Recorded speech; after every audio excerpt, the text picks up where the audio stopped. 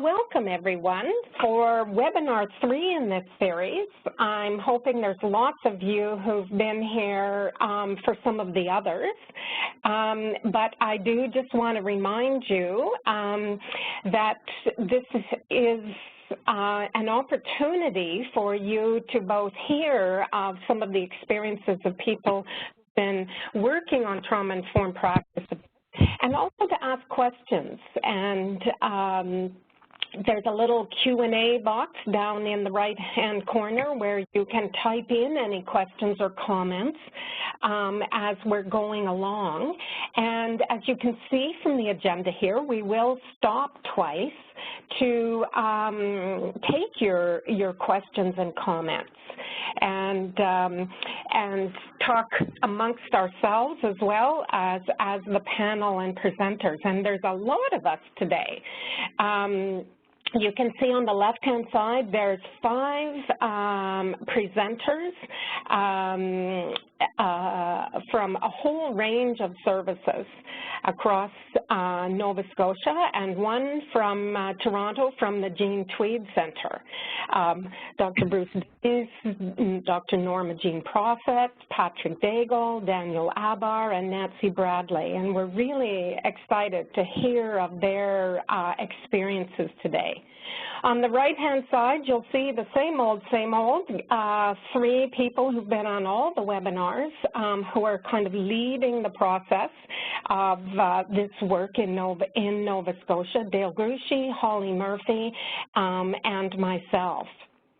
And, you know, the whole point of this process is this: to identify current efforts to provide trauma-informed and trauma-specific interventions on the part of addiction and mental health service providers in Nova Scotia, to engage you all and partners in thinking about integrating trauma-informed principles in your work, and really increase capacity amongst the people not only in the addiction and mental health system of care, but all the partners that we're connected to, and to build trauma-informed practice into the accountability framework overall for the mental health and addiction system. So that's the big picture. This morning we're going to talk a bit about how we bring these principles into our work in various settings and with various populations. And just as a reminder of the principles, we've showed this slide before for those who've been here, but really thinking about, you know, safety and trustworthiness and collaboration, empowerment, opportunity for choice and connection, building of self-regulation skills, and all of this kind of grounded in, you know, an understanding of the cultural, historical, and gender issues, and the importance of us bringing people themselves into the conversation. So lots of things to talk about today, and we're really going to focus a bit on some of the age, gender, and related issues as we look at the applying of these principles this morning.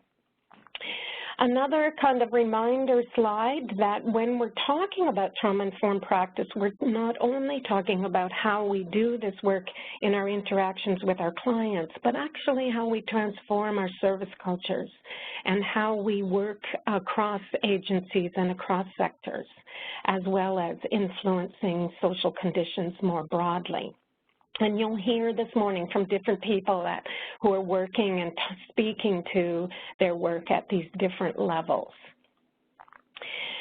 We've talked about, you know, how, you know, challenging it is in some ways to shift the paradigm, to see our clients differently, and to, you know, focus on perhaps what's happened to them more than what's wrong with them. And that's been a kind of a famous statement in the trauma-informed practice field.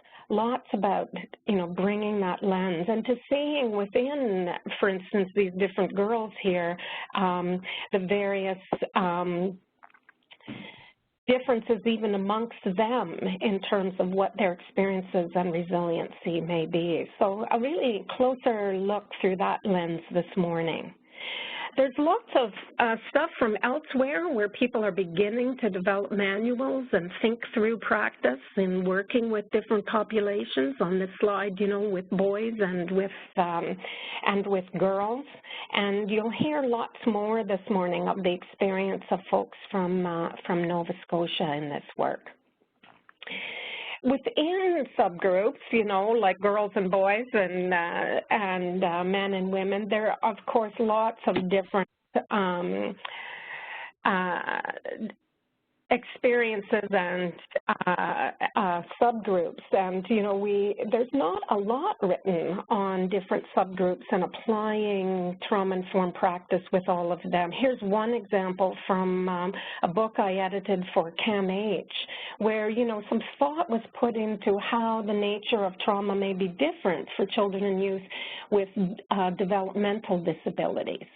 And, you know, so I think that's one of the things that we're challenged by in this work, is to think generally about applying principles and then working through a whole range of differences in terms of how that trauma itself may be different and how the experience of it may be different, how the expression of it may be different. For instance, even in this case, talking about how, you know, a developmental disability may make it more difficult to communicate an experience of trauma. We've had lots of help in understanding trauma and trauma-informed practice from Indigenous people in Canada, and those of you who have been on other calls will remember Janet Potvin speaking earlier on about the work in Nova Scotia with Mi'kmaq peoples. And this slide is, you know, from BC, and Kat Hinter, an Aboriginal Knowledge Exchange lead here. And I think she just says it very nicely about how trauma-informed practice can really provide the safe space with which to hold challenging conversations about colonization, intergenerational trauma, etc. It kind of gives us a common language and really driven by common principles. So hopefully that will be part of our story today as well. And, you know, one last introductory slide just about really focusing on the fact that sometimes in thinking about applying TIP with different populations, we really need to think about different systems of care as well. And Nancy Bradley will speak a bit about that today, about working across systems in order to address the needs of mothers who may have trauma histories and children as well. So I'm going to turn over to the first set of presenters and begin with Bruce from Chrysalis House Association. So over to you, Bruce. Okay. The focus I'm going to talk on is men who have been sexually abused as children, but I think that, as we'll see, the trauma principles apply more widely, and I want to look at what's distinctive about working with men and also what's universal. Next slide. One of the things is that there are a lot of myths that men also believe about themselves and that others believe about men that get in the way of even starting the healing. One of the most dangerous is what we call the vampire myth, which is the assumption that if you've been abused, you will become an abuser. If you've been bit by a vampire, you'll become one. This is simply not true. It's a reverse logic. It is true that many people who are abusers have been abused, but it doesn't work the other way around. That's like saying if all men are humans, then all humans are men. So it's just bad logic. The other thing is that, well, men and boys always enjoy sex, they're always wanting it, and particularly if the perpetrator was female, you could consider yourself lucky. And there's this pressure to be the man. And the idea that men and boys are less traumatized, they're tougher, they can suck it up, get over it, and that abuse is rare. And that Dubé article established that it's about 1 in 6 young men. So part of the challenge with therapy and counseling is that the therapy and counseling environment is often crafted through a female lens. It's often a fairly passive experience. The talk therapy is rather passive. Men often want to engage something. Focusing on past memories seems like, well, what's that got to do with anything? Focusing on emotion may feel threatening. So I'm going to look at a couple of therapists who have engaged men in a different way. Next slide. Rod Tobin was a therapist in Newfoundland during the Mount Cashel orphanage abuse scandal. And all of a sudden, because this got into the media, a lot of men started coming forward as survivors of childhood sexual abuse. And so they referred it to the people who had been working with women who'd been coming forward. The men would come for a session or two, and then they wouldn't return. And sure, like sometimes it's not a good fit or they're not ready, but when all of them leave, it's your fault. It's not theirs, right? So he actually called them up and apologized and asked them what would be more helpful. And some of the key insights he got, which he then incorporated into his counseling, was men don't want to see themselves as victims. They don't want to see themselves as disempowered. That strength-based counseling, focusing on future goals rather than past events. In other words, what do I want to do with my life and what's getting in the way? Okay, I can work on that. That's practical, that's focused, that's positive, that's based on what strengths do I have to bring. Dealing with anger, mistrust, and meaninglessness are key pieces for men's identity. And one thing he found was that men often escape into work almost as a drug. And when you looked at the work relationships personal time balance, it was often 80% work, 15% relationships, 5% personal. And one of the things he encouraged them to do is to try and get a more even balance between those three, which was very challenging with some of the men, but was quite transformative. Because as we know in recovering from trauma, having a support network, having people you can talk to outside of therapy is crucial. Next slide. Tom Welkin has written a fabulous book called Rebuilding Your House of Self-Respect. And he's worked with, there's also a workbook that goes with it, and you'll see those in the references. And he's developed this 10-stage process specifically focused on the needs of male survivors. One of the things he noticed is that the denial stage of any kind of healing, men tend to get stuck in it because they're not allowed to be victims. They're not permitted to go further. They have to stay in that denial. The other piece, which was interesting, was that there's a need to redefine what masculinity is. Because when you're in the man box, when you're in the Hollywood vision of man that is enforced upon us, you're not allowed to engage in healing. So in order to remain a man and to move on with this, you have to actually challenge and redefine masculinity. Anger gets confused with violence. Many of the men don't want to go into anger because they're afraid they might hurt someone, because they've been told that anger equals violence. That there's a very little, there's a need to understand the language of emotion and to become familiar and to find a safe place to do that. One interesting insight is that the feeling of depression is actually a positive step. I don't mean clinical depression, but I mean the grieving of the loss of who we had to become to survive. And then letting that go and giving up the things that we use to stay alive. And again, trust is a huge issue. Next slide. So the other piece of this is that I think it can be problematic to focus on a particular identity, whether it's a survivor of sexual abuse, whether it's being a man. If we get locked in the identity, we can sometimes miss the healing.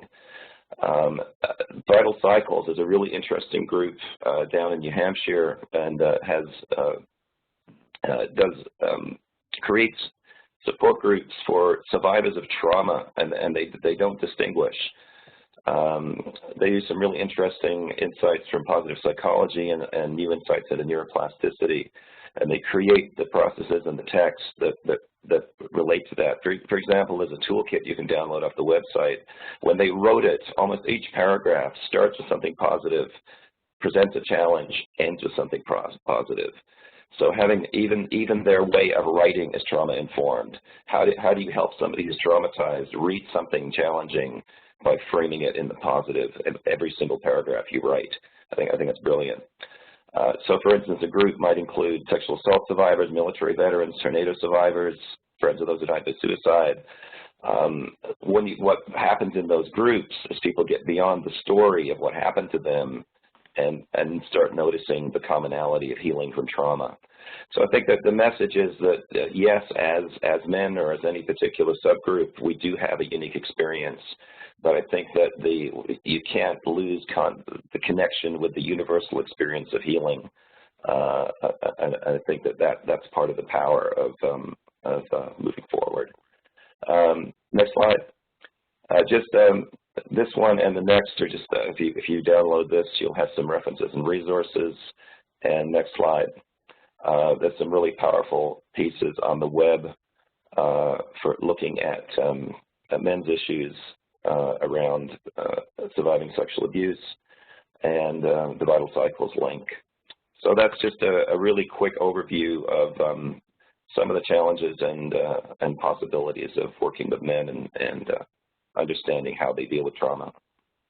Brilliant. Thank you so much, Bruce. That's really neat. And as you say, people can check out the references and when they download the slides following the presentation, and we'll send everybody a link to where they can do that.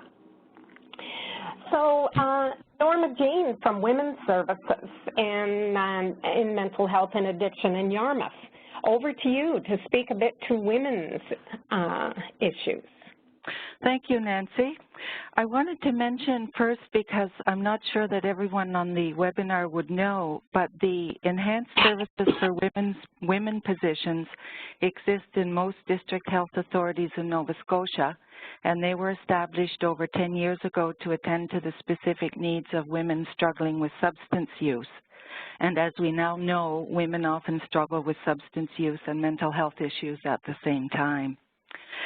So in terms of trauma-informed practice with the women that I see, I would start with my starting point in that anything that I do, whether it be health promotion or prevention, community development, participating in community coalitions, women's groups, or working with individual women, is the recognition of two things.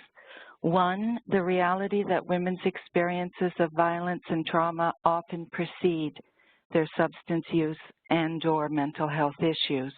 And two, that our lives are shaped by systemic social arrangements of gender, race, class, sexuality, and so forth.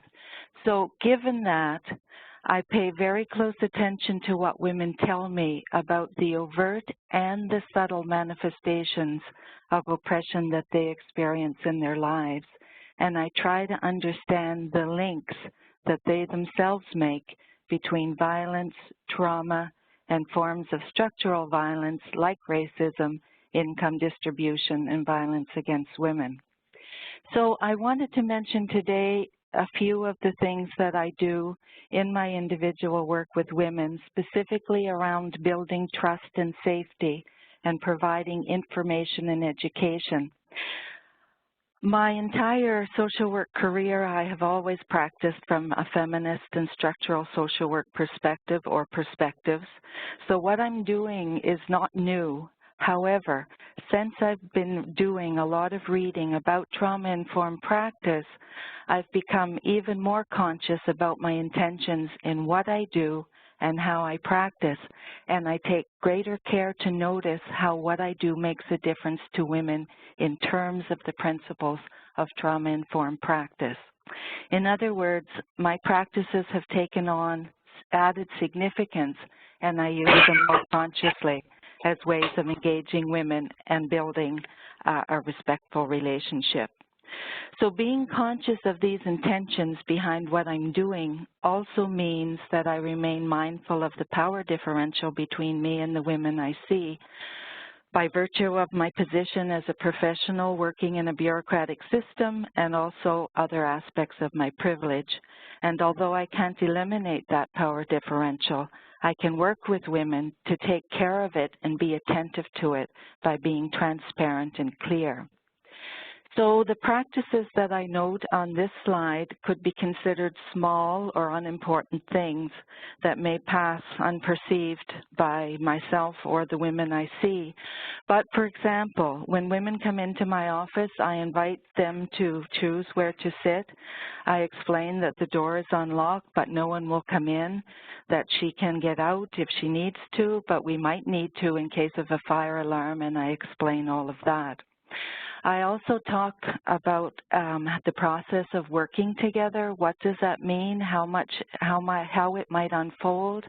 What women's rights are, for example, how they can access their file, what we can do, what they can do if they feel that along the way I'm not a good fit for them. I explain that I make notes on their visit and what these notes might look like. I'm careful to pace this information, taking into account that when women are in distress or overwhelmed or afraid, they might not be able to hear it, and so sometimes I can only cover the most necessary of things at that moment, and then come back over many sessions to look at these things again. I will say that I am diligent about providing clarity around the consent to treatment and limits to confidentiality. I consider it much more than a formality or a piece of paper that has to be signed, and I do believe that women need to know what they tell me will be used. So I give a lot of examples and give space for questions and discussion. If child protection is involved, I also talk with them about information sharing and how that might affect our relationship. And this is often a difficult conversation to have. I have found that some of the women who do come to women's services, that they feel an implicit expectation that they disclose violence and trauma. And so I normalize, if I can use that word, that often women have experienced violence and trauma. However, there isn't any pressure to disclose or give details, and that her decisions and her pace will be respected, while also opening the door that if she wants to disclose and talk about what her experience is, then that we can do that as well. I also acknowledge that many women have never ever had a safe place to talk about their experiences and the meaning that they've made about them. And so when appropriate, I also offer that we can do grounding techniques in or before a session. And at the end of a session, I always check with a woman to see that she is okay to leave, and then we do what is necessary, what she feels is necessary to leave. On the second slide, again, you'll see some practices that may seem really obvious and would be considered good social work practice, good ethical practice. But again, my intention is to build safety and trust with the woman in a respectful relationship. So for example, I provide a lot of information and education about how mental health and addiction services work, the systems, the policies, and the rationale for these policies. For example, I might talk with a woman about how a referral is made to a psychiatrist, what women can expect, who will see the referral, how long the wait time might be, and I fill it out with the women, ask what they want to say on the form, how do they see their needs.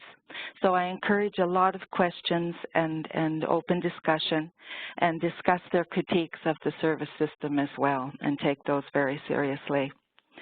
So reflecting on trauma-informed practice, I think I would say that I have become much more attuned over time to how service responses can undermine trust and exacerbate trauma.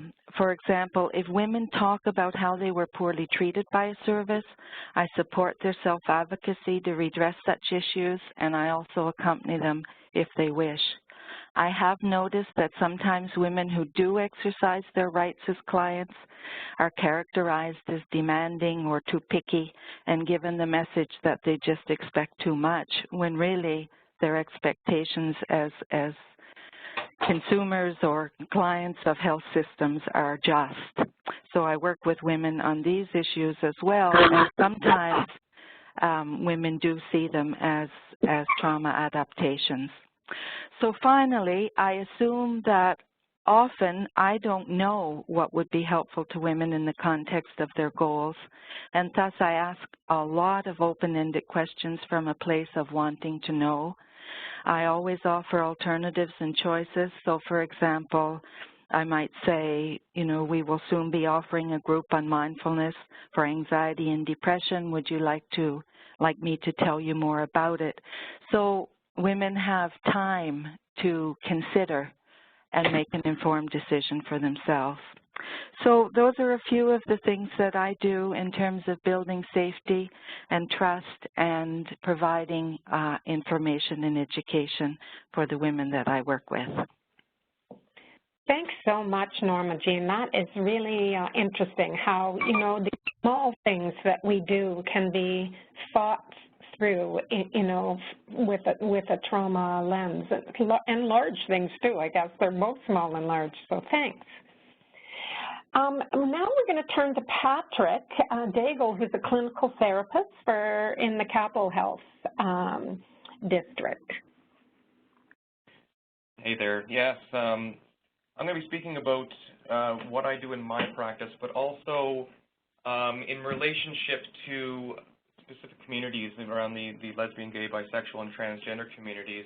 And I will touch on a little bit of what I kind of see within those struggling with mental health and addictions, and as well as their family members and support systems who are impacted by that.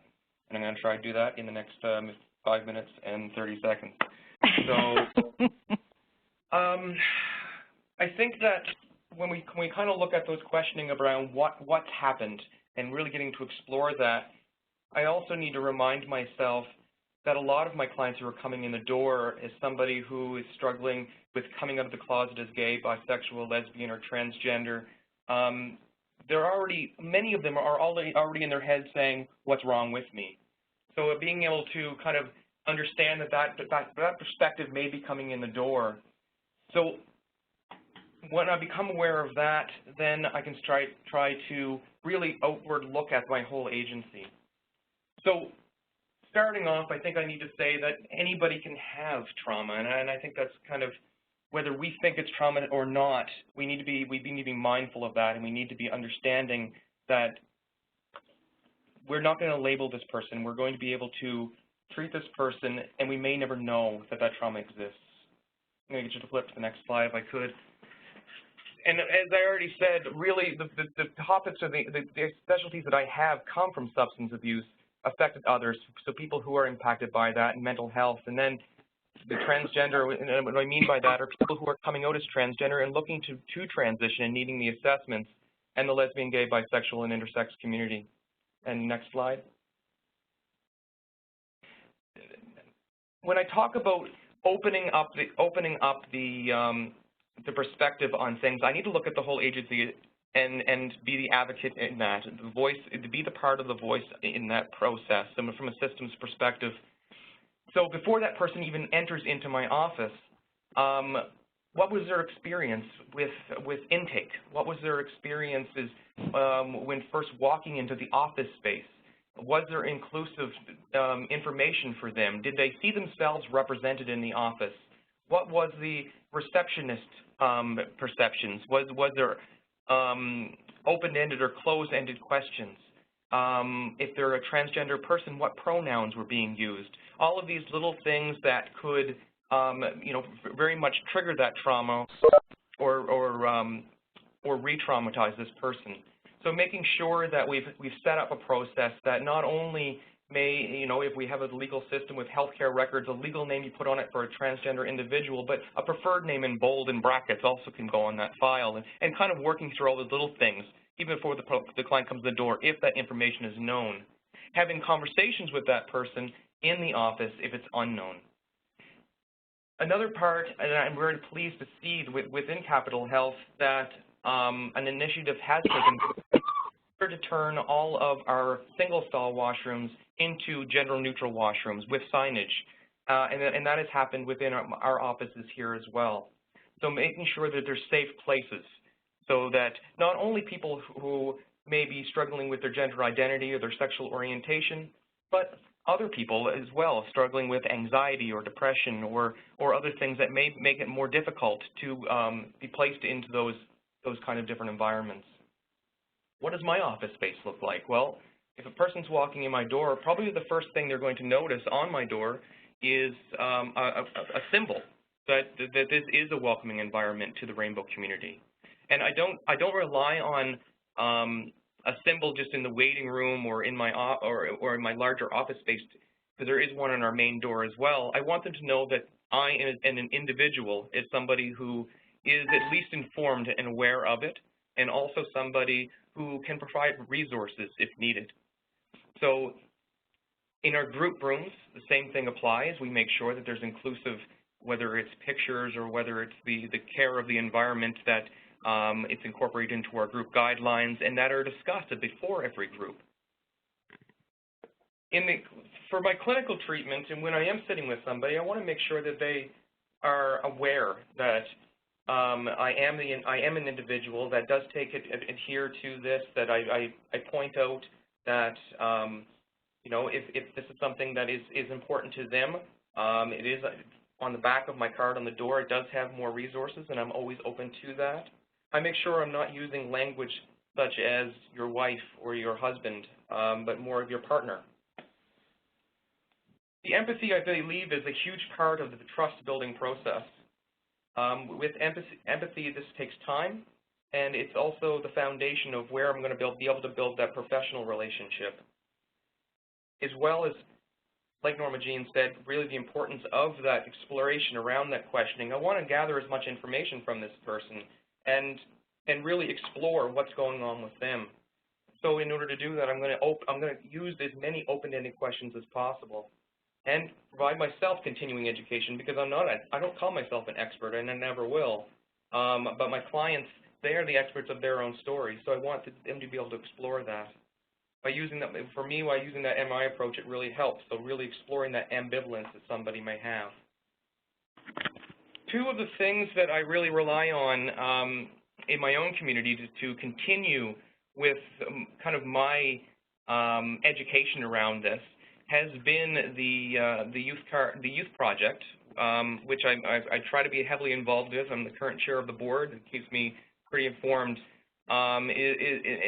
Is their Ally Card network, and it's a provincial organization for youth 25 and under who identify as part of the rainbow community or their allies, and really an organization that can go out and meet people where they're at, to be in the libraries or the schools or wherever it may be, because knowing it may be unsafe for somebody to actually come to the location at the younger ages when people are coming out.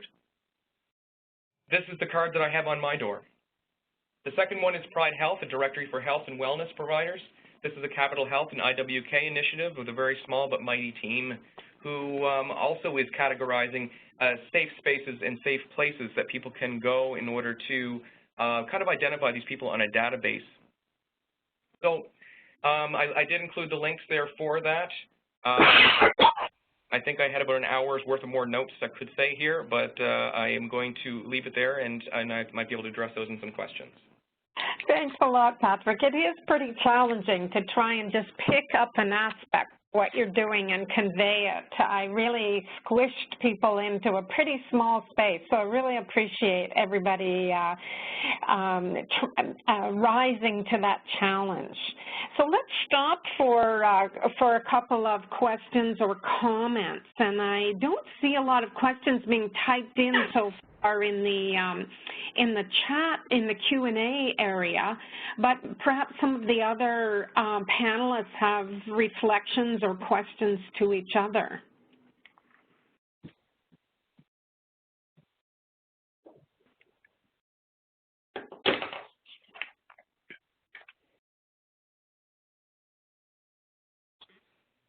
Hi, everyone. It's Holly. I just had a comment regarding, we were talking about different groups and different populations and so on, but there are a lot of commonalities between all the different discussions, really looking at, you know, exploration with the principles of trauma-informed care, making sure that people, you know, feel that that safety and trustworthiness and openness. So I think they're great examples, and I think the lack of questions is just that everyone's reflecting on how they can kind of implement some of those practices into their own work and their own daily practices. So thank you for those.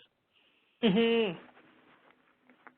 Nancy Bradley here. I think it's really exciting to hear all of the wonderful development on trauma-informed care in Nova Scotia. It's sounding like wonderful work, and I'm so impressed. Just Bruce here again. Just one thought I had about trauma-informed and empowerment. That very often we use passive language when we talk about trauma survivors. So we might ask somebody, what happened, or when did this happen to you? Well, it didn't just happen. Somebody intended to do this. So saying, reframing it in an active voice, like, when was this done to you? Really changes, from it being a passive receiver of, I was engaged, somebody with, it takes the blame away from the individual. Very interesting. The language is so important, eh? Yeah. But I love the work that's being done on the male survivors, that we know it's there, and it is very different in how we work with women. So it was a terrific presentation, Bruce. Thank you. Nancy, it's Norma Jean. I have a couple of articles. I'm always reading articles, as everyone will know. And I have a couple of articles on just what Bruce was saying, acts without agents, like things are happening, but there's never any intention or action done by anyone. It's just something happening.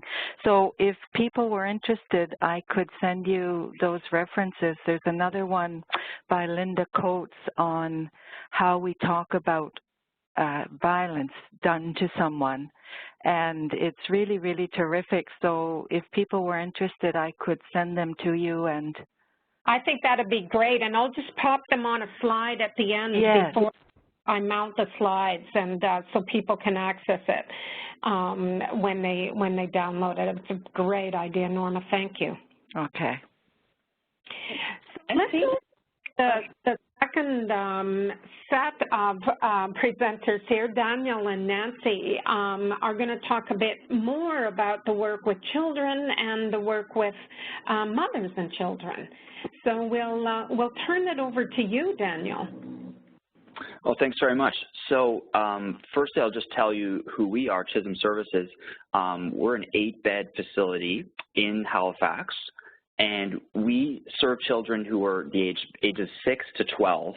And we work in a close partnership with the Department of Community Services. So children who don't have a biological or foster or adoptive family that they can currently live with will come and live with Chisholm at our residential center with the hope that they're able to transition to either a foster family or an adoptive family in the future.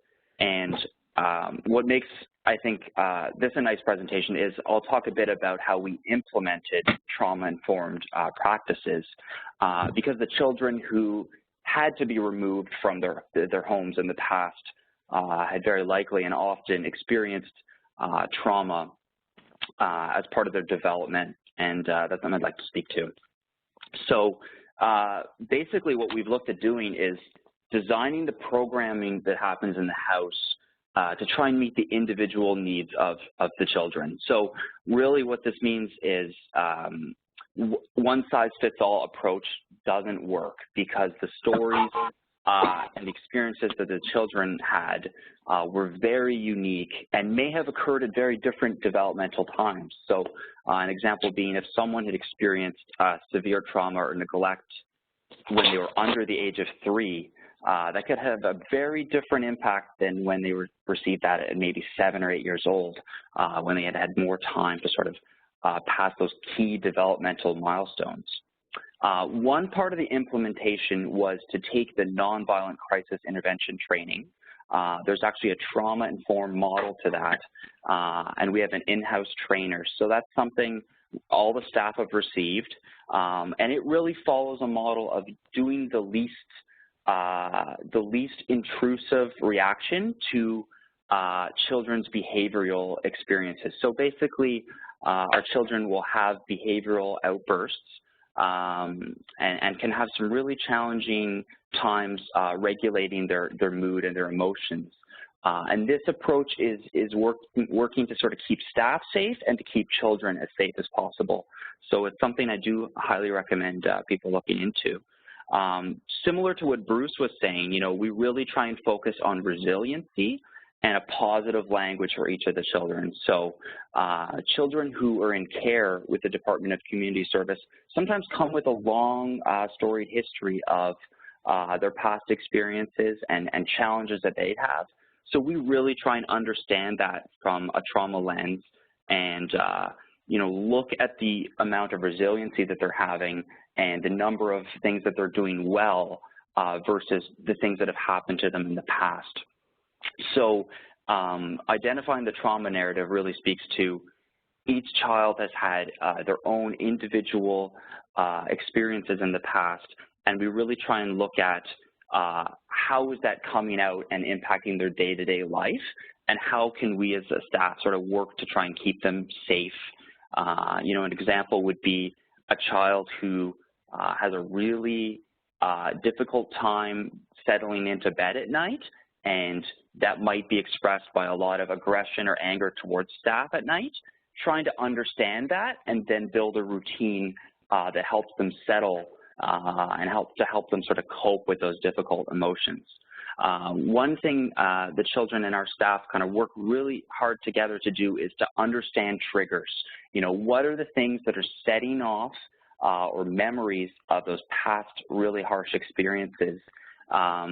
And the more we understand that and the more the children understand their own triggers, the better we're able to sort of help them cope and learn new skills to sort of replace some of their negative, more acting out behaviors. You know, this is something that we really, it's always an ongoing process. So it's something we really have to review often to try and better understand what their challenges are. So co-regulation, what we're looking at here, this is something we really implemented, which was a switch from, you know, a child sort of having to go and be by themselves and get their mood back down. So, you know, I think there's a not uncommon approach to send a child to timeout, right, where they're basically left sort of alone to sort of solve their issue and then come back when they're in a better space. The idea of co-regulation would be, you know, if a child is really struggling to control their emotions or they're experiencing a really negative trigger about a past experience, we'll sit with them and do some breathing exercises, you know, offer them a quiet space, sometimes some safe touch, which could be as simple as sort of rubbing their shoulders or their back to sort of offer that soothing behavior to help them come back to a calm space. So we've really made a switch from a child having to solve that issue on their own to staff getting involved to support them as much as possible. So one of the big shifts and the most important thing I think we've learned at Chisholm is the importance of staff support or staff buy-in to this perspective. So, you know, I think the traditional approach would be really in sort of a group residential environment would be very behavioral, sort of if a child acted out and threw a plate, you know, there would be a response to that behavior. And really what's made this approach successful at Chisholm is staff buying into the idea that there was a reason underneath why they threw that plate. It wasn't to get negative attention. It wasn't because we need to sort of apply a consequence. So that's really a shift that does take time and is challenging, I think, for people to come around to. But we've seen some terrific buy-in that's made it a lot more successful at our residential site. So we really look at symptoms, you know, as adaptations to the trauma narrative. So really something like, you know, a child who's very aggressive and refuses to follow a routine or doesn't want to attend school at certain times, that's something that in the past worked to keep them safe. You know, they may have been in an environment where they had to really fight back and have that aggressive response to keep themselves safe. So the more we understand from that lens, the more helpful we can be to sort of support them and help them learn new skills. So really, maladaptive behavior is not seen as something wrong with the child. It's really seen as a survival approach. So something they've done to keep themselves safe. And the last thing we want to do is sort of shame them or give them negative consequences for doing a behavior that is essentially there to keep themselves safe, right? You know, another example could be with someone going into sort of a freeze response. So being very quiet, not having any reaction when under a very stressful situation. We try and understand that as something that was protective and probably kept them safe in the past. So that question of, you know, what happened to you versus what is wrong with you, that really kind of guides our focus and really how we try and work to avoid any shame for the behaviors that they're exhibiting. And moving from power into control into collaboration is kind of what I talked about before. Collaborating together to understand their triggers and the things that are challenging for them, and giving, you know, the children opportunity to make safe decisions for themselves. We're not trying to have quick behavioral responses to all their, you know, when they're feeling challenged. We're trying to sort of offer them new opportunities to sort of express those behaviors in a safer environment. Next slide, thank you. So we've embraced this idea of becoming a trauma detective. So as I was saying, you know, it's really an evolving process. As we get to know the children better, we're understanding more what are their triggers, and also maybe their triggers are sort of evolving, you know, things that bothered them in the past, you know, which could be, you know, being alone and, you know, being alone for too long, or, you know, not eating at a particular time. Those might have a shift. So staff sort of take on this detective's hat and really try and understand what's going on that particular day. You know, a lot of what our role is working in partnership with the school system and the Department of Community Services is to look through documentation and interview caregivers if they're in the picture, or other community partners to sort of understand what happened in the past so we can try and plan some programming for them to address those issues in the future. And we really look at times when we sort of misattuned or missed the boat with a child as a great debriefing incident. So say there's a time that, you know, we say something totally inadvertently that is triggering for that child, we would come back and sort of try and make it right with the child. So talk to them about how we didn't know that, and that was a learning opportunity for us to learn from in the future. And we sort of look at team meetings as an opportunity to look at, you know, how things shifted, what are sort of the positive trends we're seeing, and how can we better understand the children's need. Next slide, please. So as I was saying, you know, debriefing has become, you know, a really big part of the service that we're offering, and this goes for staff and for the children we're working with. So, you know, working with children who've had trauma or complex trauma, you know, is a challenging field, and the children really can sense when staff are being challenged. So the better mood that we are able to keep ourselves in, the better the house environment is, and the more calming it is for the children as well. So we really try and follow a protocol when we're debriefing with a child that we use a lot of empathy. We try and understand what's going on underneath that behavior, and also teaching children that there's nothing wrong with having certain feelings.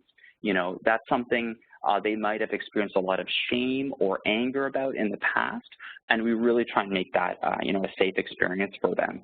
And in validating children's emotion, you know, often if a child is angry or very upset, but at what might be not the best time for those around them, you know, it's easy to sort of dismiss their feelings.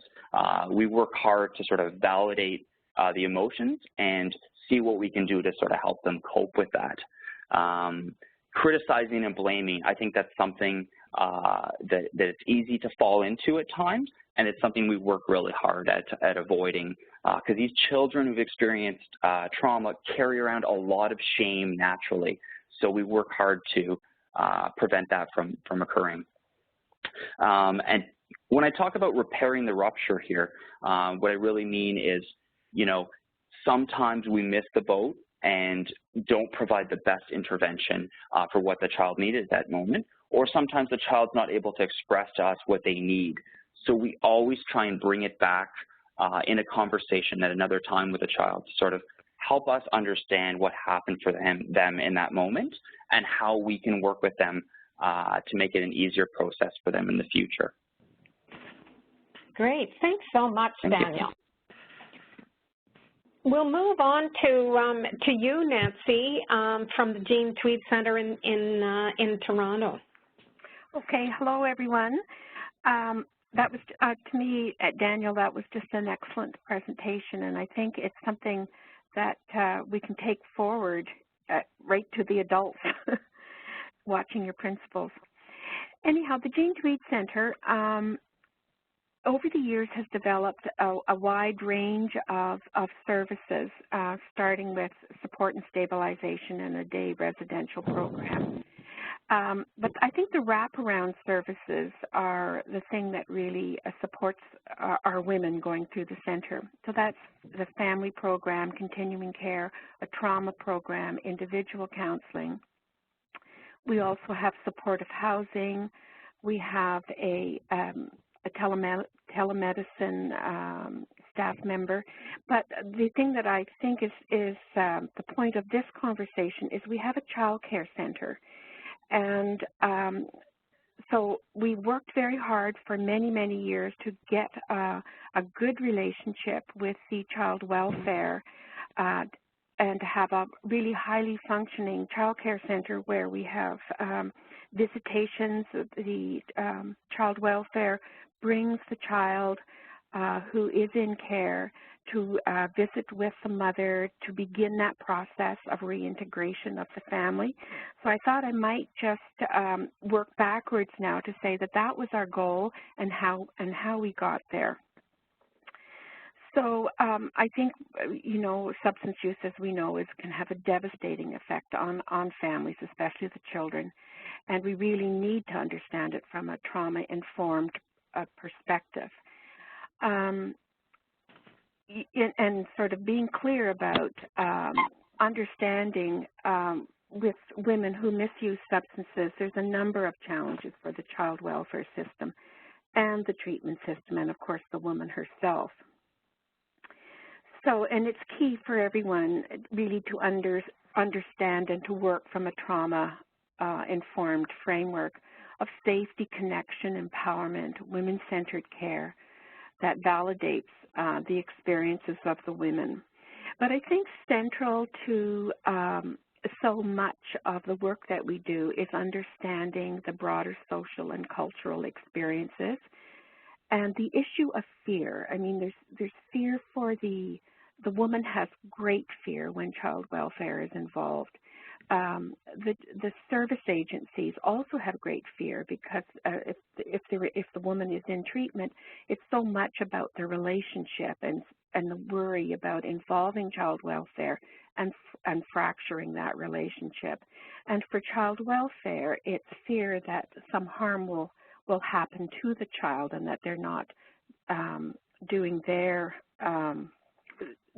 mandate is to protect the child. So, pardon me, the key responsibilities is to understand each other's role and perspective. I mean, I think that's the beginning of developing the relationships, is to really understand we all want, I think, the family to be together if it can be together, but we all have different responsibilities. And the child welfare system, as we've talked before, is to protect the child. And the treatment system is to build a trusting and therapeutic relationship and how we can manage both in this process. So what we have found at Jean Tweed the most important thing is communication and building the relationship with the child welfare system, and how could we begin to do that. So at Jean Tweed, what we began to do is to connect with child welfare. I can remember back when that call to child welfare was so traumatic for everybody, for the client, for the staff member. It's all fear of what was going to happen as a result. So we thought if we don't know each other and we don't understand each other, those conversations, and we don't trust each other because we don't understand each other's agenda. So we decided that we would make a really important and lengthy process of getting to know each other.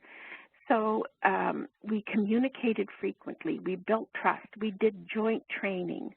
We had student placements from child welfare at Jean Tweed and Jean Tweed at child welfare.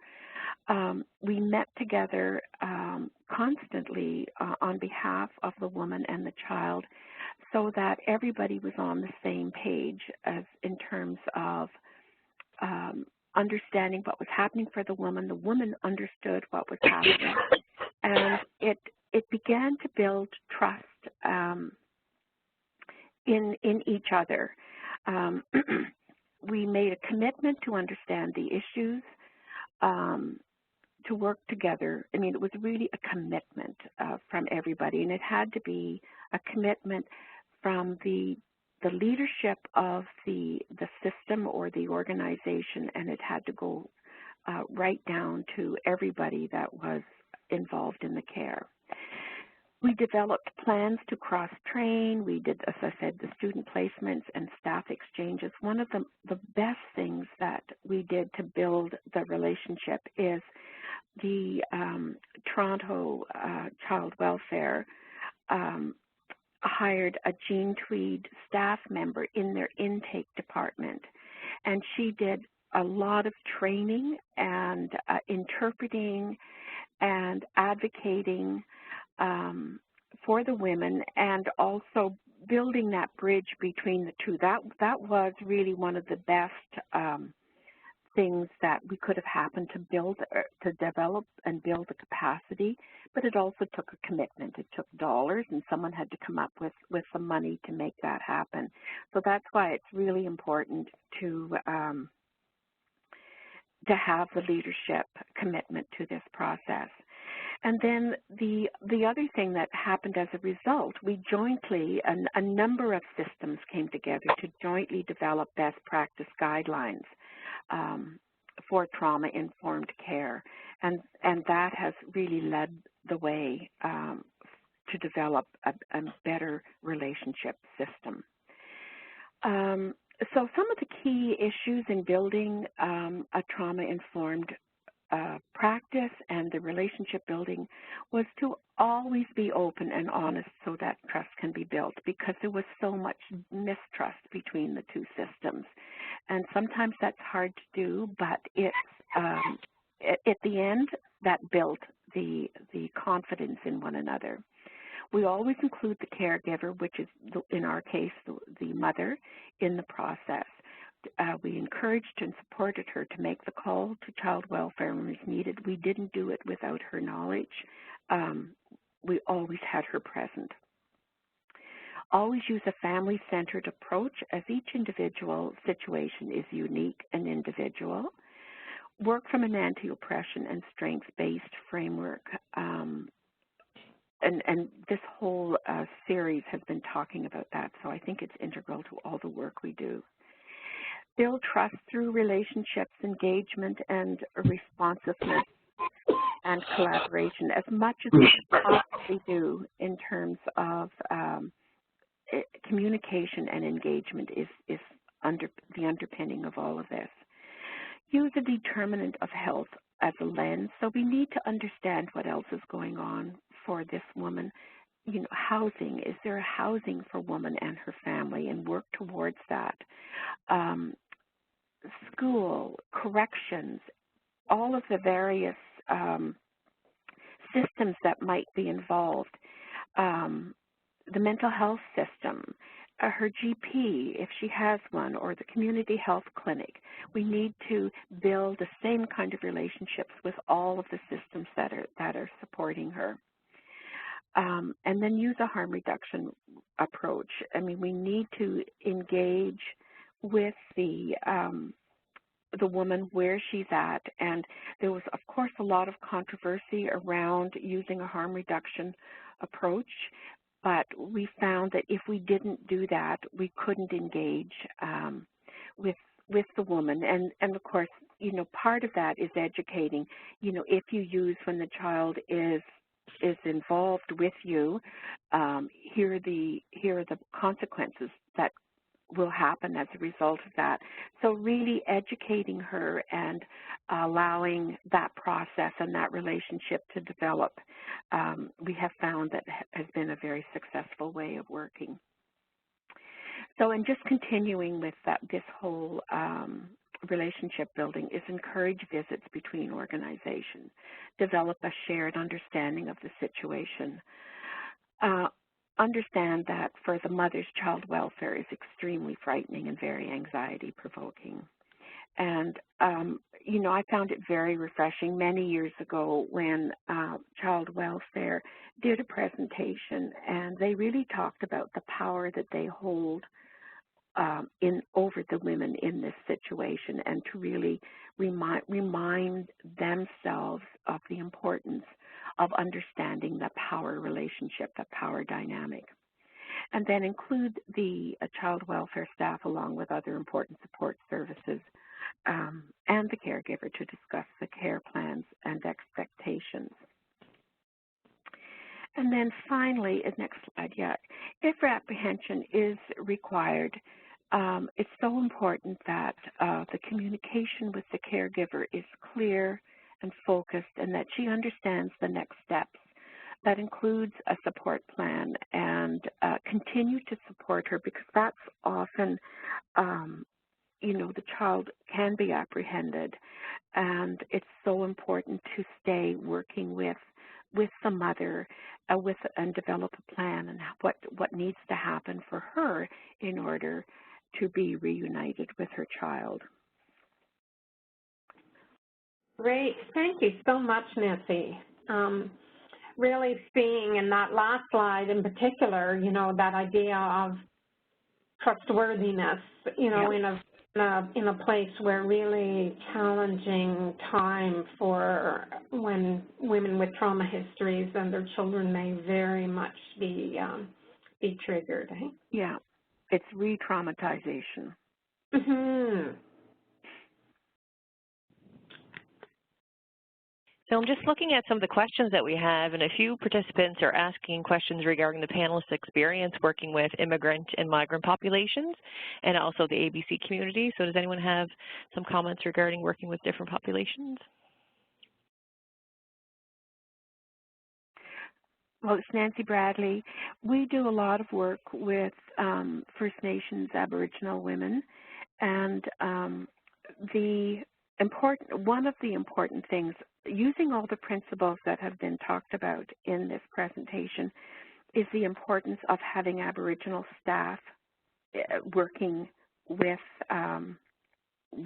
the organization and connecting with the Aboriginal services, the various systems around to support the women. We have found that has made a huge difference in engagement and trust, and understanding each other. And I mean, we could say that the same with the Muslim community. You really need to have staff that reflects the cultural experience and origin of the women. That really helps with the engagement and understanding of the issues.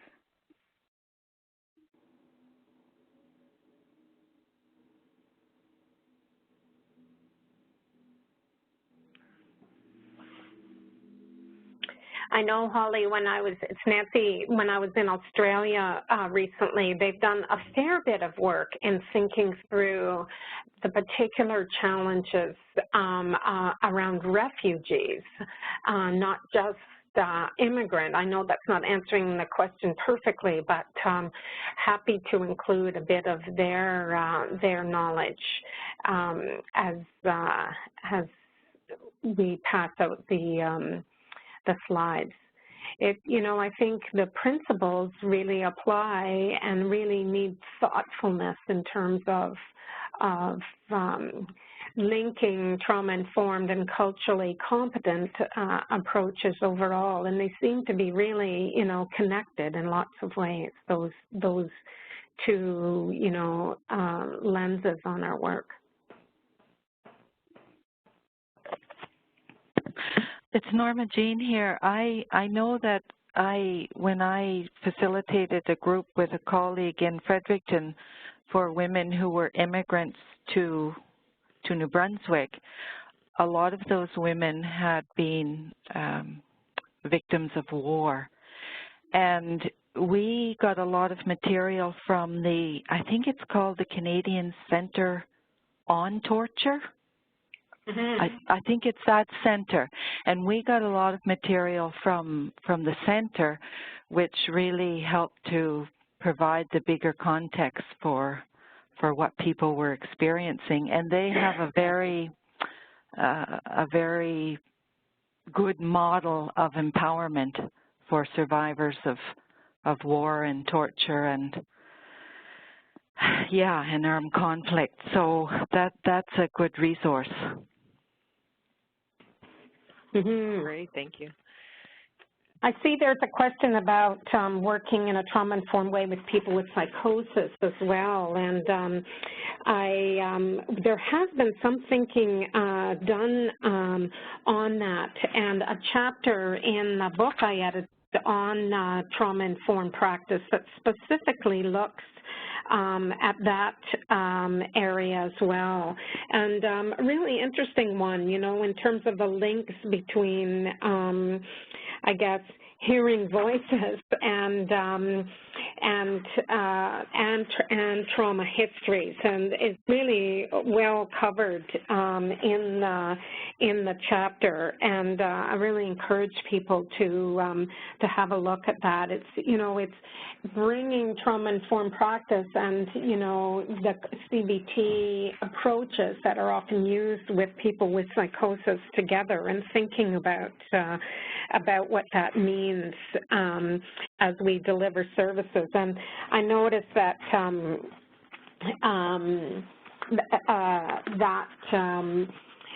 you mentioned earlier, I think it was Patrick, about the use of MI as well, and I think there's many of our evidence-based approaches in the context of our work that have done some thinking about how to bring a trauma lens in, that they really are consistent with trauma-informed approaches, and trauma-informed approaches just adds that extra bit of awareness and thoughtfulness around how we work, even as we're doing those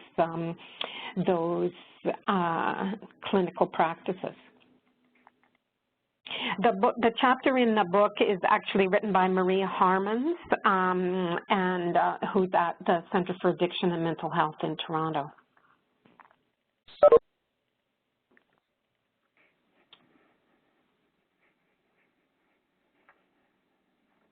So any other questions here, Holly, that you see?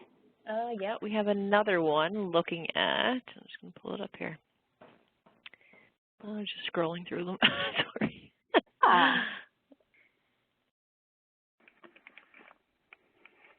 Okay, so there's a question regarding, is there a way you prefer to phrase questions when dealing with a client's addiction specifically? The person is trying to reframe what was said about working with men who have been abused.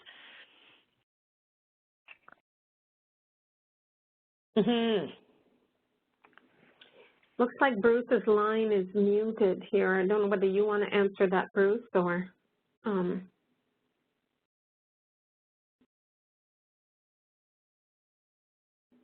get you unmuted here somehow. But I think there's a fair bit of reframing of questions that people have created. And I know in the BC guide and also in the guide that you wrote around women, Nancy, that there's a fair bit of discussion around how we discuss trauma and, you know, in a way that doesn't force a disclosure, right? Nancy, you might suggest that if people were interested, they could look at the Jean Tweed website to see the guidelines for trauma-informed practice. They can just download it or just read it there. It's on, I think it's in the resource area, but it does talk about, you know, how to ask those questions, and really makes a differentiation between trauma-informed care and actual trauma work, and the entry level into that area. Yeah. Thanks, Nancy. And Bruce, you're back online here. Do you want to say anything? I must have hit a button there by mistake somewhere. There was a question about male survivors of childhood sexual abuse who then take on a primary parenting role as a father, and research into that. I think there's someone by the name of Lansbury who's doing research into that. But just from reflecting on, you know, working with some of the men, like one of the key issues that has come up, for instance, is a father who didn't want to change the diaper or wash a young child, and the partner then was really concerned. Oh, are you afraid you might abuse them? And it's like, and he's rolling his eyes. It's like, no, it's really triggering, because this is the age I was when this happened, right? But the part of the challenge with working through the triggers as a man is the immediate assumption is that, oh, that means you're going to be bad because you're triggered. And so, again, it prevents men from even thinking themselves about this or letting themselves think about it or talk about it. It's that vampire myth again. So even the person's own partner, when they're being triggered because it's reminding them of their abuse, is assuming that that means they're going to be dangerous. So I think there needs to be a lot more consciousness about how to create safety for men to speak about these kind of triggers in parenting, and particularly when the child is the same age as they were when they were abused. Yeah. Thanks a lot, Bruce. Now, we got to roll on home, everyone, because our time is up. But just really appreciate everybody's thoughtfulness in around applying TIP principles and practices, and you know, hope that we can take up the conversation again next time as we talk more about trauma-informed practice at the agency, interagency, and system level. And we'll have lots more people from Nova Scotia and elsewhere to reflect on this work. And it really lines up with, you know, the guidance that we're about to write down as well. So really encourage you, if you have resources that you know about that you would think would be helpful to us, to fire them off to Dale, and or indicate that you're interested in being a reviewer of the things we write up. So we'll be doing that over the next 2 months, and really want to involve as many of you as possible, given, you know, the amazing expertise that we've heard this morning and all throughout this series. So appreciate your questions, your participation, and hopefully next time. Thank you.